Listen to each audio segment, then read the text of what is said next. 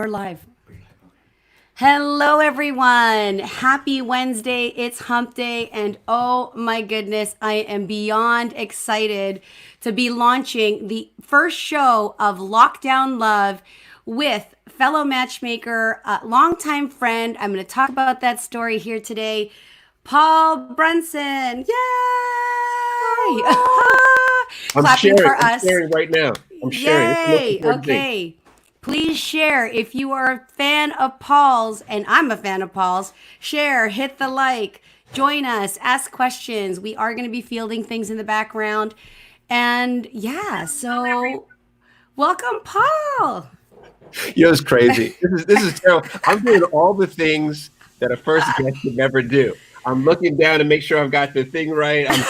I'm sharing it out right now. You're giving me feedback. Everybody. You're like, are you a rookie? What the heck is wrong with you, man? This is terrible. I'm out here looking like a freshman. This is terrible. Oh my goodness. Terrible. Well, first of all, I would not even know about this platform if it were not for you. So I'm always going to give credit where credit's due. We're using StreamYard. I'm using StreamYard. I only learned about it because of Paul.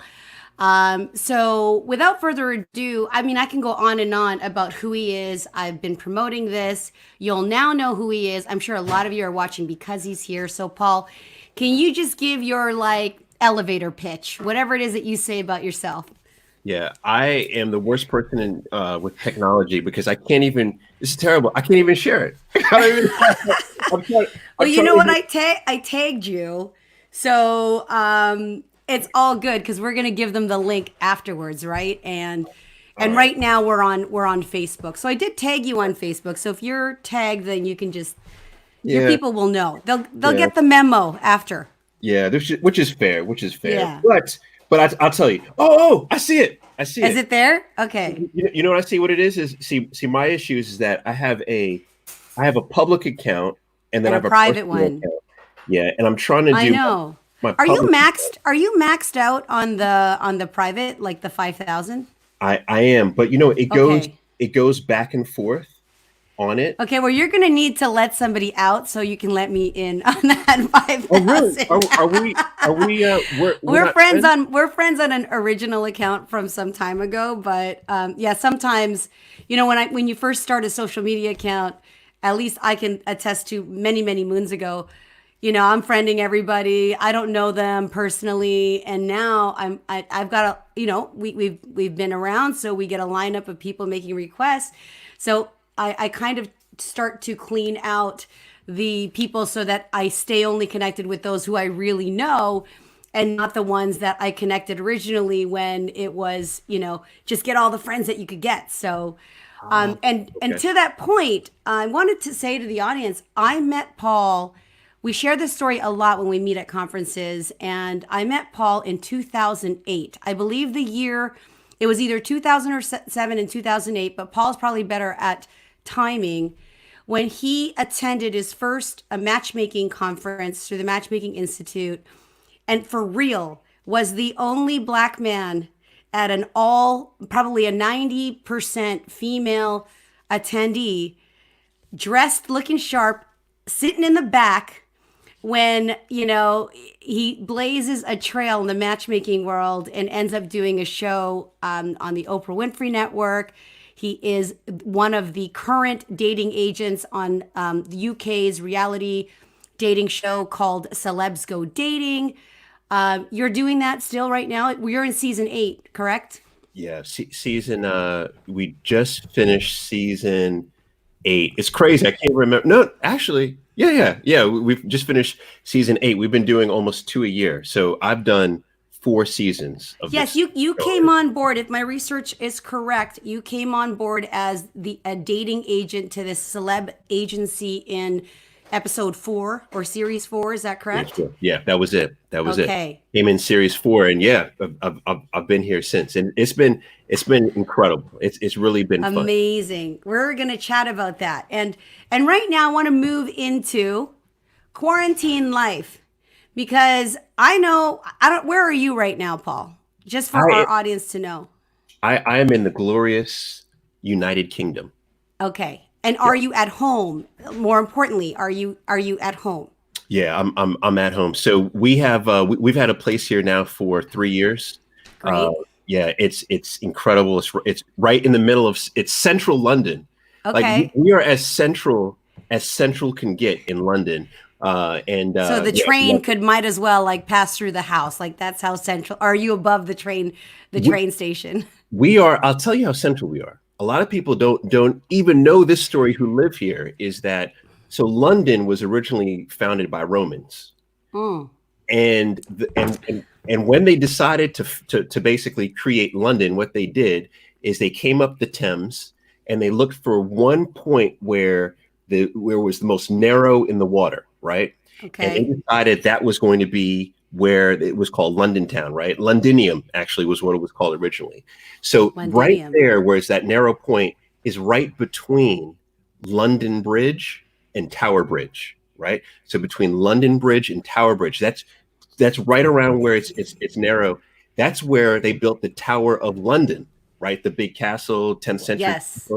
We live right there.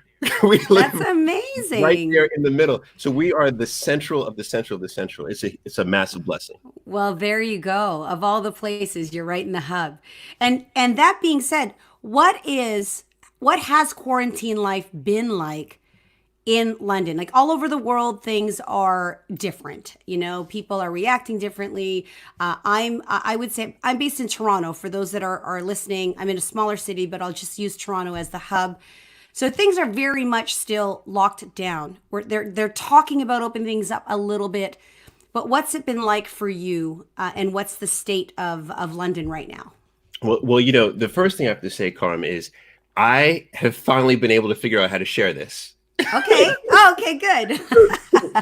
I am sharing He right has not been listening to anything that I've been saying because he has been nothing. wanting, and I so honor you for that. Thank you, because it's important to share. But actually, I have been listening. Okay. I have been listening, and I do know the question. It's very Yeah. important to be able to multitask when you're Yes. doing live video, right? 100%. So the question is about lockdown life, how's it here, Yes. etc. Correct. This is what's really interesting is that when the lockdowns began, so they really started in the East, right? China, and then it came across. So the lockdowns happened in the UK before the United States. And I was telling all my friends in the US and in Canada, I was like, look, we've got it right here. We're doing it right. We know what we're doing. Everybody is listening. Everyone. And for the most part, it feels like everyone's listening. However, if you look at the number of coronavirus infected, you look at the number of deaths that we have, on a per capita basis, the UK is the highest in the world on a per capita basis. Are you kidding? Even higher than Italy? On, Higher than on a per capita. Okay. on a per capita basis, yeah. So, Okay. we're not doing everything right. But I will say personally, myself, my family, we have not left this flat in 5 weeks. Have not left. Wow. I was actually going to say, so okay. So does that mean then you're not importing? Who is getting the essentials? Or did you do one big run and decided we're hanging out for 5 weeks and you got everything you needed in that 5 weeks? I mean, I think this is the blessing of being in a very modern, accessible area, is that everything is delivered. We have a grocery store that within 2 hours they'll deliver whatever it is that we need, and there hasn't necessarily been a run on anything crazy. So we have everything. We have all the food, all the essentials get delivered. So we've been blessed not to be able to have to leave. That's amazing. Now, this is a bit of a loaded question. So just maybe talk about your top points. How has COVID-19 impacted your life, your business, and family since quarantine? Again, very loaded. Just give me the hot points. Yeah, I mean, I think this is where the blessing is. We're living in a world where what COVID-19 has done is it's really separated the have and the have-nots. And my heart goes out to folks who during this time, so basically for everyone, everything has been exacerbated, right? Right. And so for so many people, it's doom and gloom, right? Sure. The blessing for us is that I've had this opportunity to really just be more creative, I literally within the last 5 weeks, I've written a book. I have started a podcast, and on the podcast, I've interviewed over 40 people. I'll be interviewing you right on Friday. Friday. Yeah, yeah. My wife and I have launched a business. We homeschool our kids, and like it's a blessing because we're living in comfort, right? Yes. So for us, that's what's happened, and that's been a blessing. I was going to say, you listed a bunch, but if you could really share what's been your biggest accomplishment inside these last 9 weeks. For many people, it's been about 9 weeks. I'm going to speak for when Trump's declared a state of emergency, and I was at the matchmaking conference May 10th or the week of May 10th. So, what's been your biggest accomplishment during this time, professionally and personally? Yeah, I mean, professionally, hands down, has been starting this series, Better with Paul, live, Yes. similar to what you're doing here. And the reason why I say that is because I know for a fact we've been saving jobs and careers, and it's me kind of going live right twice a week with no agenda other than to support my community, which is exactly what you're doing, right? Yes. That's been the biggest is knowing that I'm there supporting, connecting people new, with jobs or skill development, that kind of thing. So that's been professionally, and then personally with the families is, I think the fact that we have used this as an opportunity as a family just to continue to try to grow. We were homeschooling our boys before all of this. Yes. And so my two boys who are 6 and 9, they really don't. I mean, they understand that there's this thing called a coronavirus, but it hasn't materially impacted them. And I think the fact that it hasn't materially impacted them, that's something that I'm very, very proud of. Yes, because a lot of other children who have a different lifestyle are impacted, like my son who's 15, who's literally like running off the walls now and bored because, he's used to being around, a standard school system and friends and all of those things. So he's really missing that. Yeah. What, if anything, Paul, could you say has been your biggest regret or challenge, maybe even disappointment during this time for you? Oh man. I mean, I value ambition. And so I feel my biggest disappointment during this time is I feel like I haven't been as productive as I actually wish I had been. The first couple of weeks were, it was a lot of, I was watching a lot of Netflix. Like I remember like right when Tiger King came out, I literally Did you watch the whole series? I watched the entire series. Yeah. And afterwards I thought, did I just like waste 9 to 10 hours of my life? Like, what am I doing? Exactly. So I feel like I got out the block slow. That's my disappointment. Fair, and he caught up because he wrote a book, he launched a podcast, started 2 businesses. Okay, great. Now I want to move on to something that maybe some people don't know about you, is that you are one of the dating agents on Celebs Go Dating. Can you just give our listeners a bit of a context what that show is about? Sure. So Celebs Go Dating is, and what I found out recently is that there's Celebs Go Dating in different parts of Europe, Germany. Yeah, I have a friend now who's. You didn't know that? No. I had no idea. Oh my goodness. You know why I had no idea about that is when I got called to do this show 3 years ago, I didn't watch one episode. Okay. I like to not watch or have an idea, or should I say have a strong idea about what I'm about to do, because I feel like we're so quick to emulate certain people and certain things and certain characteristics. And what that does is it doesn't allow our individual uniqueness to shine. Right. And so this show had already been in production for 3 series. There was already kind of a quote unquote me who was hosting before. And I didn't want to come in and say anything that he said and do anything that he did. I just wanted to be me. And I Right. wanted to sink or fly off of me and my uniqueness. So I did no research. But long story short, this show, right, there's a celebrity agency. There are two of us that co-host it, myself and my sis, Anna Williamson. And what we do is we invite some of the top celebrities all throughout the UK. It could be football players, it could be, reality stars, it could be singers, royalty, whatever. And they come in and they're single, and we help to repair their love life. I want to segue that because a lot of times people think working with a celebrity type is different than, say, working with a normal person. And maybe so. Have you found that celebrities in particular date differently than other singles? And if you do, how so? Yeah, I mean, that's a really good question. Yes, I feel like there's a difference, and I think the difference is really this celebrity, right? And the whole notion. And by the way, I think almost all of us are becoming celebrities in our own right. Sure. Because if you have if you have two people, right? If you have one person other than your mama who follows you on Instagram or Facebook, right? You are, in a sense, you have a following base, you have a fan base.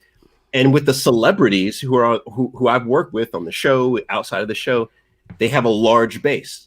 Sure. And because of that large base, there's a perception of who people believe they are. And their dating normally begins with them having to overcome whatever the negative is in the perception and trying to fight through to present their true self. And I find that to be the case now with so many of us, right? You could take anyone who has a following.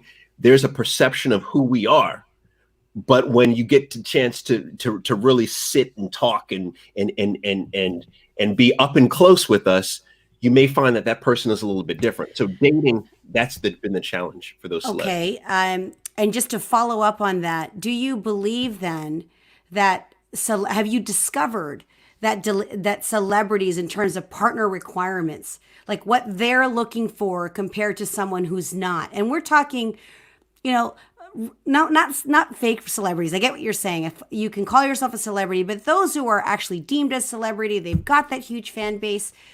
Are their partner requirements higher? That seems to be the perception. Are they definitely more diva, more challenging, or are they just the same as the clients that we work with? I tell you, I feel like they're the same. Okay. I think I truly feel as if there are two main categories of folks that I've worked with, whether celebrity or not. They're the people who are truly ready for a committed relationship, right? They unconditionally love themselves. They know what their values are. They know what they want out of life, right? They're ready. And then there's everyone else. Now, the everyone else, whether they're a celebrity or not, they want things that are meaningless when it comes to a long-term relationship. They want things that don't necessarily equate to the things that someone in this category want, right? So for me, every celeb that I've ever worked with, and I'm trying to make sure, I want to make sure that every celeb, like I just pictured them right there, everyone right there. Okay, sure. I feel as if those who are serious and ready, and that's really been the challenge, but those who are, they want the same thing. Okay, that's what I was trying to aim at, is if there were any stigmas or myths debunked about a celebrity. They have to be at the same class. They've got to look amazing. They have to have a certain wealth or similar status. At the end of the day, do they also just care about somebody who can see past all of that? Yeah, I mean, definitely. I think ultimately we're all searching for someone to love our true self. That's really what it is. And it's pretty ironic and interesting because many of us don't like to present our true selves. Many of us like to hide, who we actually are, because we're scared that the person we actually are is someone that our partner or our soon-to-be partner won't like, right? Won't be interested in. And ultimately, that's really what these celebs want. You know, I will say this about the uniqueness around the celebs is that there is this extra layer of protection around their true self, and then this almost disproportionate blow up, right, puff up of their persona, right? And I think this is happening more and more. I see this happening, especially to a lot of younger folks who have a big following on Instagram. Is that, you know, what we see on social media, on Instagram, is just a glimpse of someone's life. It's not their total self. But what so many of us do is we play to that, and then we actually build this persona just around that person, and then try to hide and devalue the person we really are. And these celebs, they really want the person who they actually are. They want people to love that person, but they're often scared to show it. Like the good, the bad, and the not celeb, right? What people don't see on the underside. And moving into that, there's also another class or category that of clients that I work with a lot. I know, for those who don't know, I know that you've had has it been two billionaire or multimillionaire mentors? Yeah. Two billionaires. Two billionaire mentor. We're not talking millions. We're talking billions. That's a lot of millions. Okay. So that being said, as I work with a lot of entrepreneurs, tell me a little bit about from your experience, what are the partner requirements that a millionaire or a billionaire looks for? I'm not sure if your billionaire clients were in committed partnerships. I don't know if they were single. Maybe you can shed some light onto that and what you might have learned, if anything, about the partner choices that they have. Sure. You know, it's interesting. I was talking to a mentee of mine maybe about 3 hours ago, who is a multimillionaire in the tens of millions of dollars. And what I was telling him is that, so long story short, he's dating someone, you know, he's on lockdown, she's on lockdown, he's dating her and she's overseas. And, you know, and I basically, I was trying to explain to him all the reasons why this relationship won't work. And I pegged it at 3 categories. And I've noticed that my high net worth friends, clients, etc., normally are looking for someone who nails one of 3 categories. Okay. Either A, and this is in no order, right? Either A, highly skilled, right? Okay. I'm talking about, they have a world-class skill, right? That's one, world-class skill. So this is the billionaire themselves, or the person that they're involved in a relationship? There's something about the person they're involved in a relationship. This is the billionaire, multimillionaire person. Okay. This is what they're looking for. Got it. You know, okay. One of these 3. So either this you know, incredible high level of skill, right? Okay. Secondly, remember, and this is no particular order. Yes. Secondly is I'm going to take notes. Okay. Okay. Fair. I think everybody should take notes and ask questions. By the way, if you don't know, you can ask questions. So please engage while we're here. You know, to get Paul is an honor, and it's an hour. We're already done 25 minutes. So go ahead. So high skill. So, yeah, high skill. Let me just break that down just for a quick second. High skilled is essentially, you know, they were, you know, they're top 10% in their field. So they were like the top ballerina, you know, they want to, you know, the world championship of ballerina, if there is such a thing, right? I'm getting best of the best. They're best top of class. Okay. Top of class. Right? Okay. Right. So that's one. Secondly, is someone who is wealthy, right? So they don't have to be top of class. They have wealth. Their family has wealth, right? They've made a lot of money, right? Yes. Or third, they have done something that is noteworthy. And I'm talking about historically noteworthy, right? And the Pulitzer Prize, you know. Exactly. Gold medal. Yeah, Olympic gold medal. Yeah. Exactly. Right. Okay. So extremely. They were in the Super Bowl. You know, like it's like, so there's noteworthy, and so there's noteworthy, there's wealth, and there's highly skilled. Normally, the billionaires, multimillionaires, etc., who I've worked with, They're looking for someone who hits at least one of those characteristics. Now, Fair. it makes sense why. To me, it makes sense why. Because ultimately, each one of those characteristics, to some, what it does is it suggests a level of eliteness. That's really what it suggests. It suggests that they are part of a club that very few people can be a part of. And one of the things that I think we have to realize, and we just have to recognize, this is David Buss wrote this in his book, Evolutionary Psychology, is that we typically want what we can't have, right? We typically want what we can't have. And the higher you go up the quote unquote pecking order, right? Social pecking order, that desire becomes even more, acute. And so if you have, $10 million, $100 million sitting in your bank and the world is your oyster and you can have access to everything, then you want the best of the best. You want something of high note. So that is exactly what I recognize. And by the way, notice I've left out beauty or level of handsome and I've left out all of those things because you know what, quite honestly, you know what a lot of my friends will say now in terms of that? Oh, we could buy that. Oh, we could buy that. Yeah, exactly. Whatever. I could buy a new butt. Sure. Well, very true. Very true. I was actually just speaking with a millionaire client that said regarding a partner, if she wants to do any of these things, get her nails done twice a week, do this, do that, he listed off, she wants to change her body, go nuts. Just, but the one of the most important values for him was a level of respect, right? A level of respect and sort of a calm demeanor. But the other things didn't matter. He said if she didn't like the way she looked, literally write the check. How much? Here you go. Yeah. So the looks part was not an issue.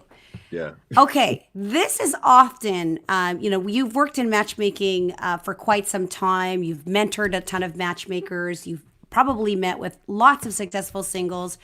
A key struggle, I know for me as well as a matchmaker coaching some of these successful entrepreneurs, is their stigma around, discussing their singlehood and also with online dating.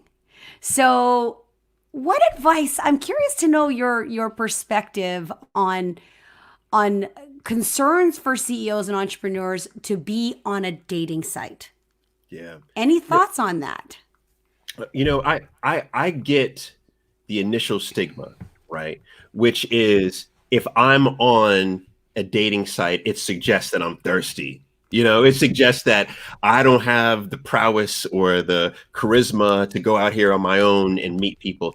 That's what at least it used to suggest. I would tell any CEO, any executive that day is long and gone, right? That day is long and gone. Right now, we all realize that dating apps are it's smart, right? A dating app is just like putting your money in a stock, right? Or in a mutual fund, right? It's income that's going to generate for you when you're sleeping. That's the same thing that, with a dating site.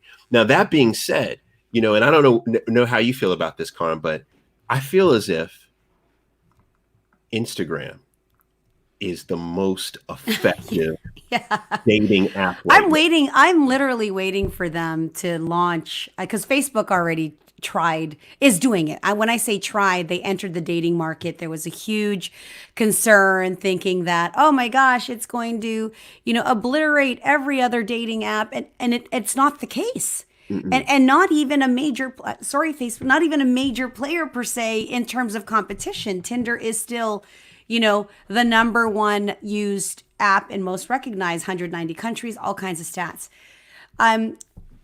So yeah, do you think that there are certain sites that are better suited for single clients? And I had a thought there of entrepreneur clients. Do your celebs go dating? Is that part of the strategy at all? Do they admit that they're on dating sites? That's the other thing I wanted to know because they're quite notable in the UK or wherever they are. Are they on these dating apps? Yeah. So the celebs, no, not really. They're There, not. no, Okay. no. I mean, there are some, elite apps. A matter of fact, there's one right now who a friend of mine. He's now become a friend of mine, but he runs that. It's for UK celebs and royalty and that kind of thing. It's So like the app Raya in LA that is yeah, specifically for A-list actors and actresses, that sort of thing. yeah, Okay. yeah. But you know what? Quite honestly, no disrespect to my friend if you're watching, but it turns out it's just all it is it's like a celebrity hookup app. That's really what it turns out to be, and so that being said, I believe definitely, I think the key with using dating apps is one to realize that there are hundreds of thousands of dating apps now all over the world. Right. And there's a better app, or should I say there's an optimal app given where you live, given who you are, like your demographic, your characteristics, and then who you're interested in. And there are in some cities, you have to just recognize an app is just not going to work. It'll never work. If you live in Kingston, Jamaica, I'm sorry, a dating app is just never going to work for you. Right. There's just not enough, because a dating app works off of the pool. Volume. Yeah. The Volume. pool. Yeah. Yeah.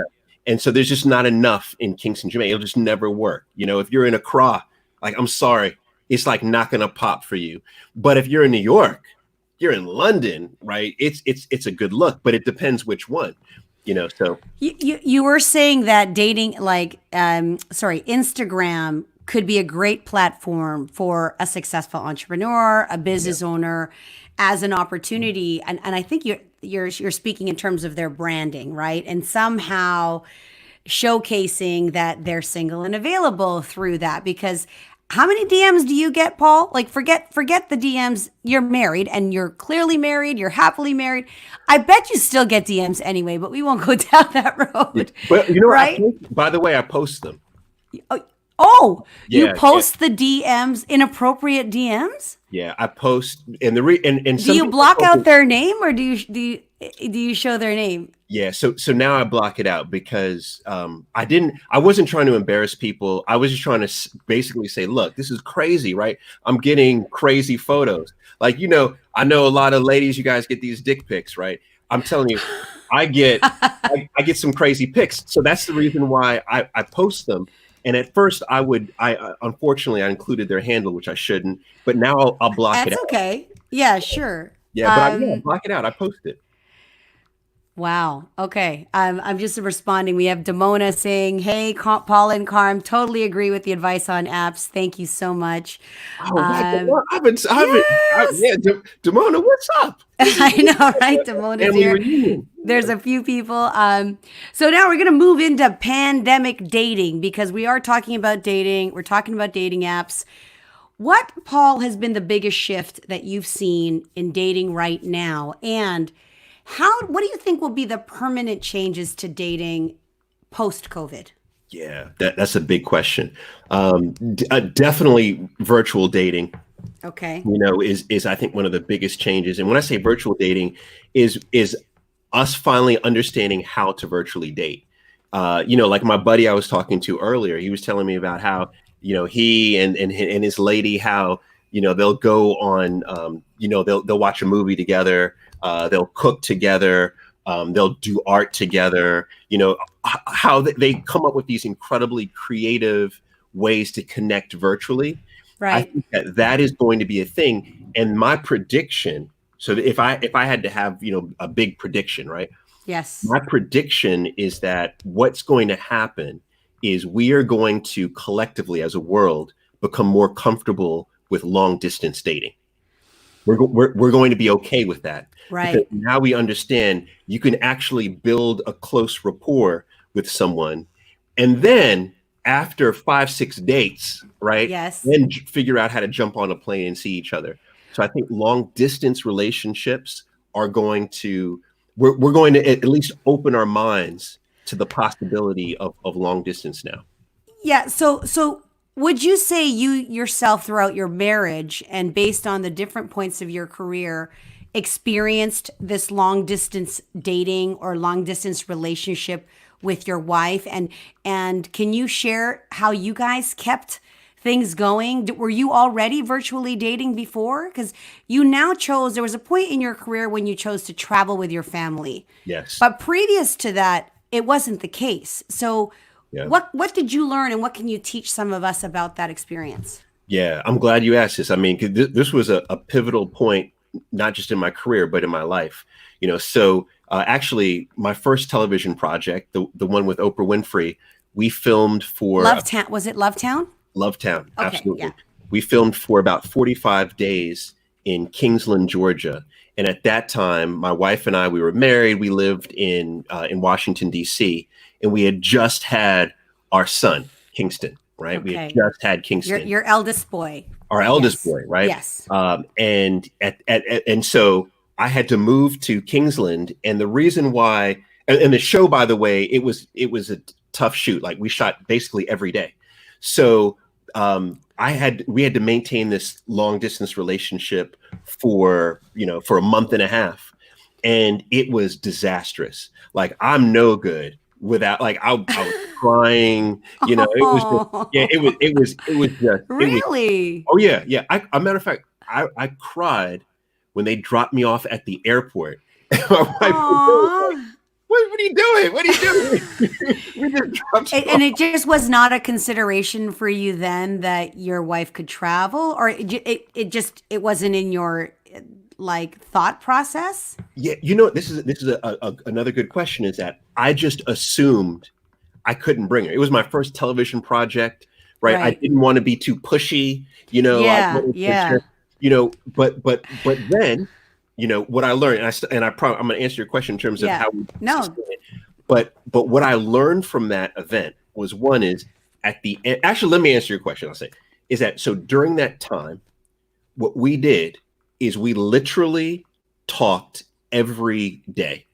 And what I realized, what I kind of learned during that time, is that what often happens with couples and why they split is not because they start to value different things. It's not because they have different interests. It's not because of that.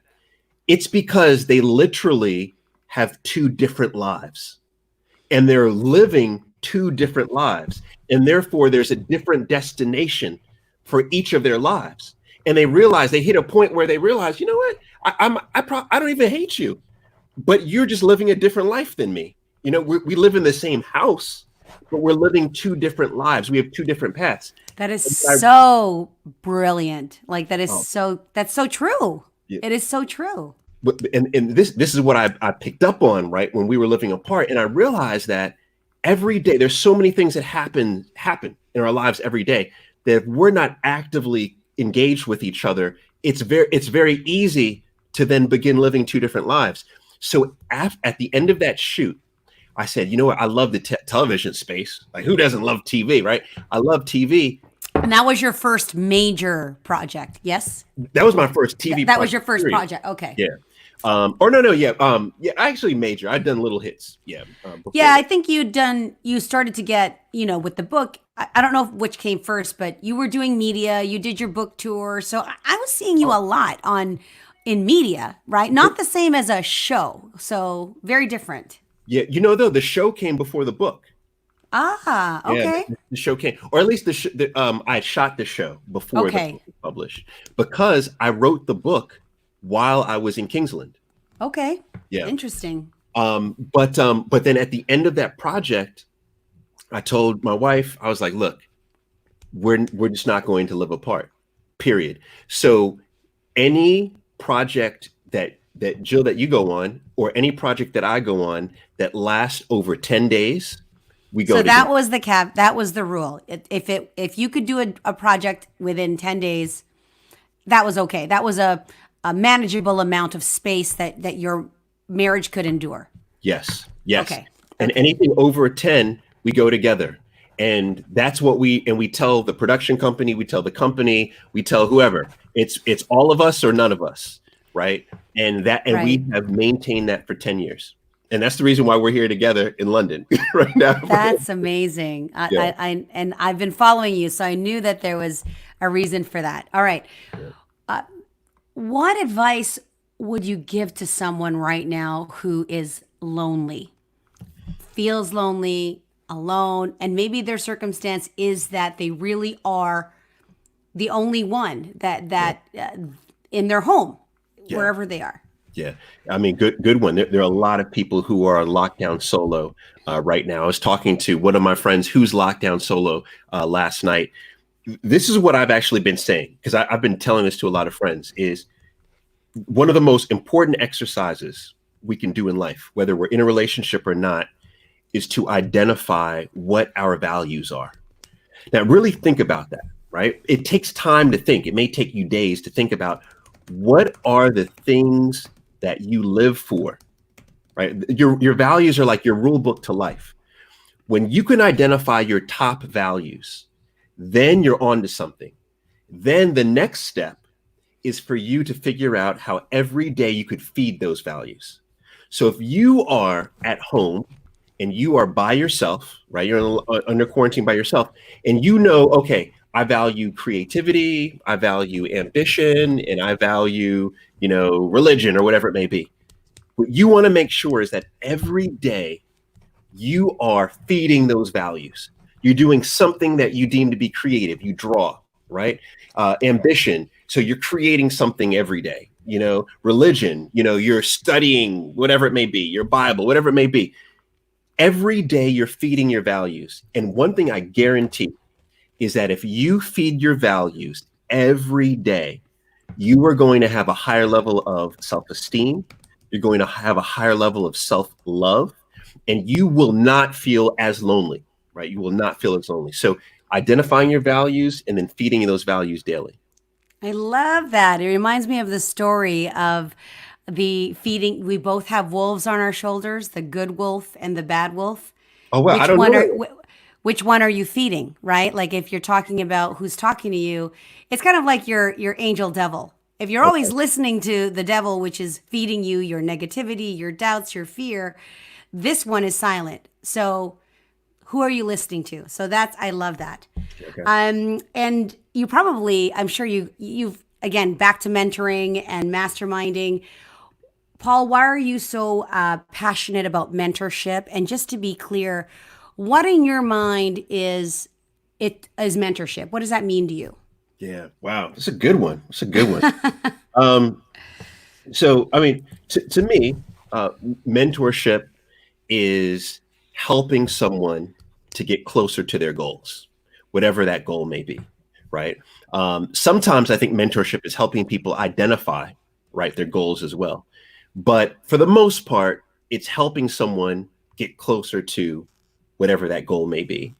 And oftentimes I find myself really kind of fixated in three categories. One is in the relationship space. A lot of people come to me and say, Paul, I want to be in a relationship, or I want to thrive in my relationship. How do I do it? And that's their goal. My job is help them get there. Right. Then I get this other category of just generally, like Paul, like just in life, like how do I just want to live a more fulfilled life. I just want to do more. I want to thrive. How do I do it? Boom. That's me. And then third is a lot on business. Because really I started in investment banking. Finance is my background. So that's a true love of mine. And so I still write for USA Today. I just celebrated 2 years as a business columnist Yay! there. Thank you. And so that's another question. How do I start a business? How do I grow a business? That kind of thing. The reason why I love doing it, there are three reasons. One reason why I love doing it is because people did the same thing for me. That's the only reason why I'm able to do certain things and have been afforded certain opportunities, is because I had mentors and continue to have mentors. So that's one. The second reason is because I actually get something out of it, right? I love to do it because it feeds my soul. And part of it feeding my soul is it helps me to become more proficient in that thing, right? So for example, every time I talk to someone about how do you continue to have a strong relationship with your wife or with your girlfriend or with your partner, every time I teach on that subject, it requires me to do that in my own relationship. So it forces me to become better because this is something I'm teaching. And I often say, if there's an area that you want to actually develop for yourself, teach it, right? Teach it. Now, I don't know if all of your mentorship, like where you were the mentee and you had a mentor, were some of those mentors you personally invested in, or had they all been? Because I don't think people understand the concept that there's paid mentorship, Yeah. and that you pay someone to mentor you, and then there's the opportunities where if you're fortunate enough to have someone take you under your wing for the goodness of their heart, or that's their charitable, contribution to someone. Like, can you share with me, have you ever paid for that mentorship, or yourself paid for coaching? Yeah. So and that's interesting because a lot of people don't realize that is the case. So I have participated in 4-fee masterminds before. Okay. And that's mentorship, that's coaching. And the reason why I in particular love a mastermind is because you get this collective, you get collective feedback. You get 8, 9, 10 brains coming together, and then you get the brain of the organizer, right? And then you also get all of these. So I've participated in those before, and it's really helped me to leapfrog, because one thing that I also don't think that we all realize is that no matter what problem you have, and no matter how heavy it is on your soul, chances are there are 1,000 other people right now who have that same problem. And there are Yes. thousands of other people who have already had that problem, who have successfully gotten through it. And the beauty of going to a coach or an advisor or a consultant is that they can help you to walk through that, right? That's the Yes, beauty. and I'll share happily. I've done 3. I don't even think you're doing them anymore, but I've participated in 3 paid masterminds through Paul, and we even did that trip to Was it Barbados It's or Barbados. Bermuda? Yeah, We went to yeah, Barbados. Yeah. yeah. I You, forget what was the name of your mastermind again. Yeah, you know what's crazy, Carl? I've done so many like mastermind different groups. Maybe it was just like the PCB mastermind, Yeah, maybe it was, but but it was amazing, and I still have long-term friendships and active WhatsApp groups behind the scenes with some incredible people. And it's yours is not the only mastermind I've been to. I'm involved in quite a number of high-level masterminds that I've invested in, and now that I'm beginning to create on my own, because I just see tremendous value in it. yeah, yeah. Um, You know Now what? this, go ahead. I'm sorry. I No, was just real quick. I was going to throw this out about the other cool thing about the mastermind is that a lot of people, and I realized this before I started the masterminds, because I would do like these free gatherings. And what I yes, noticed is that whenever you have someone who's willing to actually put money forward, no yes. matter how much or how little, there's another level of seriousness versus a lot of people who talk. A lot of people will just talk the talk and they'll never act, right? And that's a good way to distinguish between it. That's anything that is an investment, Yeah. whatever that looks like, time, energy, money, resources, is that added level or layer of commitment. And Yeah. I agree with that. Now this might be super hard for you, but maybe there's that piece of advice that's stuck.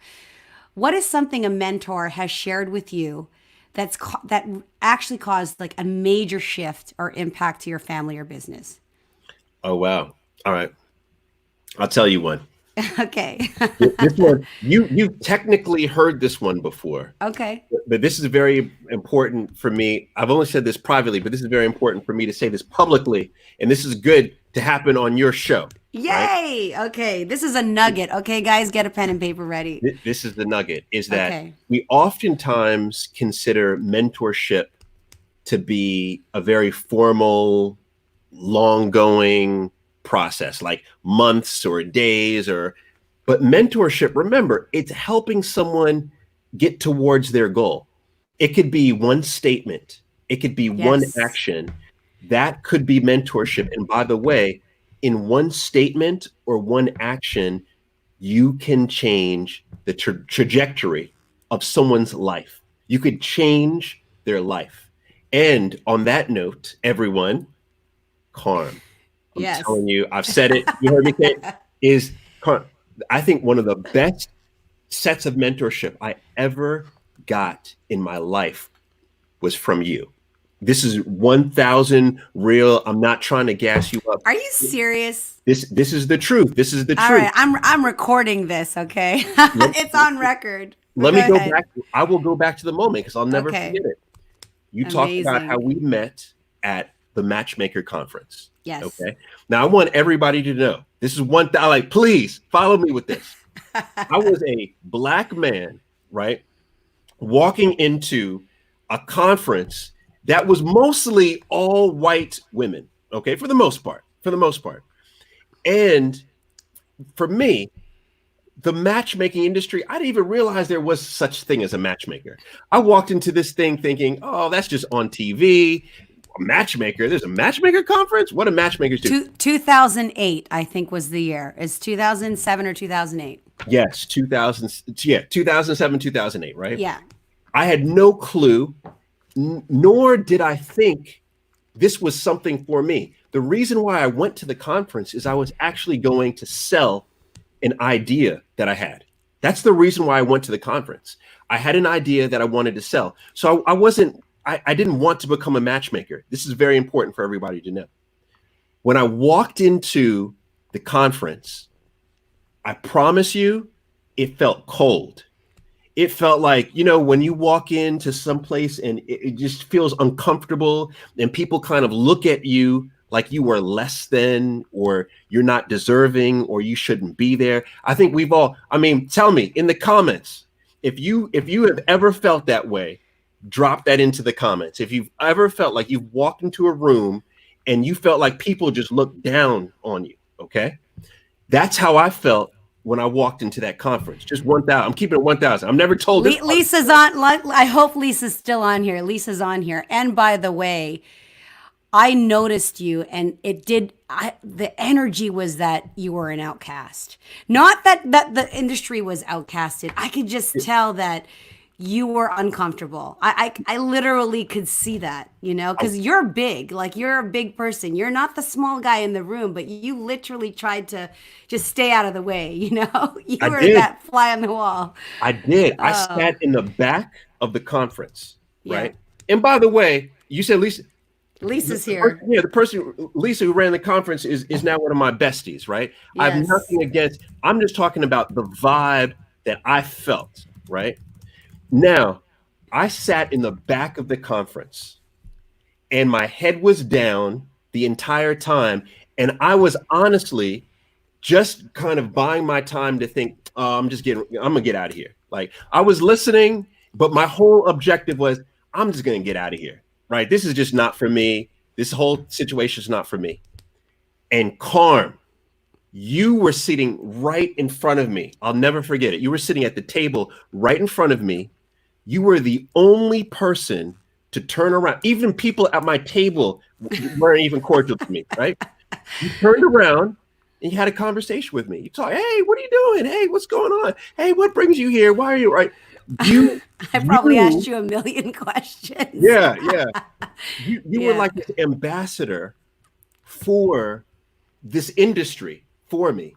And when you did that, what it did is it was that little cue that said, you know what? There's some cool people here, and then from there, I started meeting that actually, then from there, we did a breakout. And that's when was my first time meeting Lisa.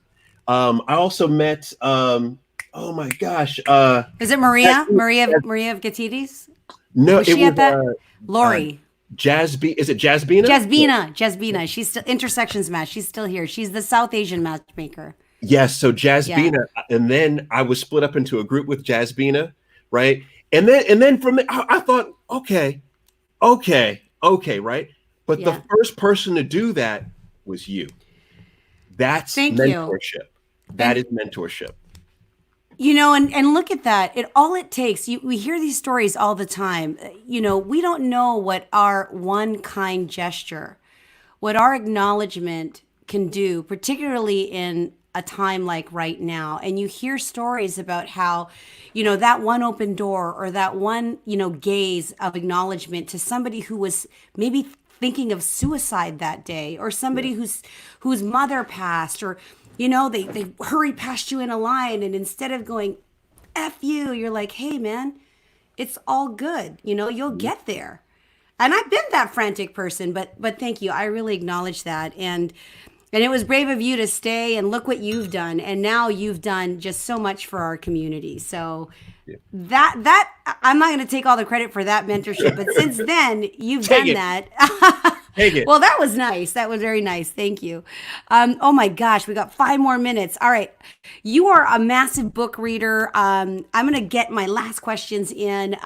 What book are you currently reading, or what books would you advise people to read in this moment? Like you've just read so much. So what book have you read during this time? If not, I know you wrote one, so maybe you didn't read one. Yeah. So what would you advise people to read right now? Yeah. So this is interesting. This is one of the few periods of my life where I'm not reading anything.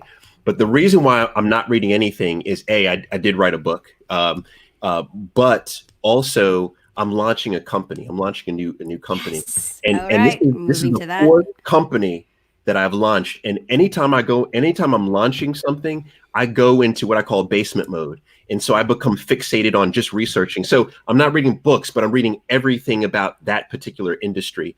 But in terms of books, I will say this, is that I believe that it's very important right now. I know there's a big debate between should you be, working on productivity, or should you just be relaxing?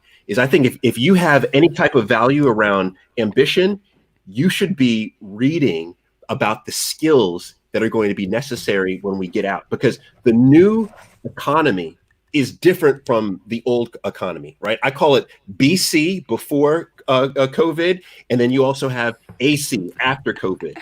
I love that, BC and AC. Okay. The AC economy is going to be different, right? Okay. Skills and we can talk about those skills, but long story short is you should really be focused on the skills that are going to be more important, AC. Okay, I got it up here. Knowledge share. You shared tons of success habits. What is knowledge share? Why is it important to you? When can people have access to it? Can they have access to it? Please share. Yeah. Okay. Real quick, knowledge share is my new baby. My wife and I co-founded this 4 weeks ago as a result of what we saw happening during the quarantines and the lockdowns all over the world. Knowledge Share is a community for entrepreneurs who want to share, barter, or sell their expertise, right? So they want to share, barter, or sell their expertise. It is something that I truly believe is going to make a substantial impact around the world. Long story short, whether or not you feel this way, is that prior to the COVID lockdowns, roughly 1/3 of people in the United States were freelancers, more in other parts of the world, but 1/3 of the United States were freelancers, deriving revenue freelancing, whether they be, doing a website on the side, designing for someone on the side, driving an Uber, whatever, 1/3. That number was supposed to be 2/3 of the economy. So it was going to get up to, let's say almost 70% by 2023. That was the projection. As a result of COVID,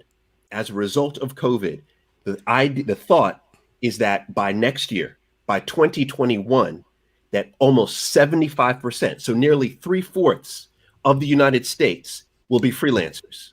Think about that. This is one of the most substantial job or career changes ever, right, in the history of the world. And so everyone needs to understand that we are all entrepreneurs. We are all entrepreneurs. And so this community that we're building, Knowledge Share, is a community for us entrepreneurs, so that you can share what you know with an entrepreneur who just needs that insight, Or maybe you can barter. So you don't have to buy the service, but you can do something, they could do something. Let's get back to the first world economy and start bartering our services and our skills. Or if you want to sell your service and someone wants to purchase your service, you could do that. That is exactly what Knowledge Share is. Oh man, I'm so excited. Is it going to be available? A whole nother section on that. And you talk about it. Do you talk about it on your LinkedIn lives? I have the hashtag here, Better with Paul. We are here on my first series. We're about to wrap up, but Paul does every Monday and every Friday on LinkedIn Live.